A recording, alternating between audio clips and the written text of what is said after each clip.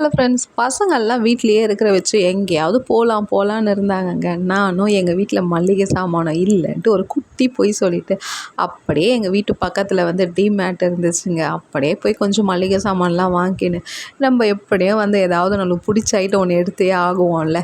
போனால் அந்த சைடு பார்த்தா நைட்டியெல்லாம் கொட்டி வச்சுருக்குறாங்கங்க. வெறும் 200க்குள்ளவே இருக்குங்க. நைட்டியெல்லாம் பார்த்தா டிசைனும் குவாலிட்டியும் அதுவும் ப்யூர் காட்டனாக இருக்குங்க. பார்க்கவே அவ்வளோ எக்ஸலண்ட்டாக இருந்துச்சுங்க.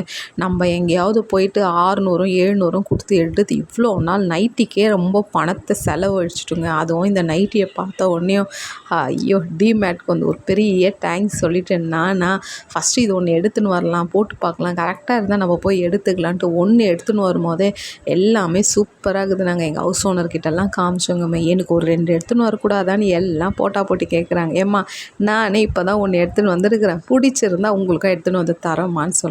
குவாலிட்டியும் அவ்வளோ சூப்பராக இருக்குது. உங்கள் வீட்டு பக்கத்தில் டிமேட் ஏதாவது இருந்துச்சுங்கன்னா நீங்கள் போயிட்டு அதே போல் இந்த மாதிரி பியூட்டிஃபுல்லான நைட்டி எடுத்துன்னு வாங்க. காசும் ரொம்ப குறைஞ்ச விலை தான்.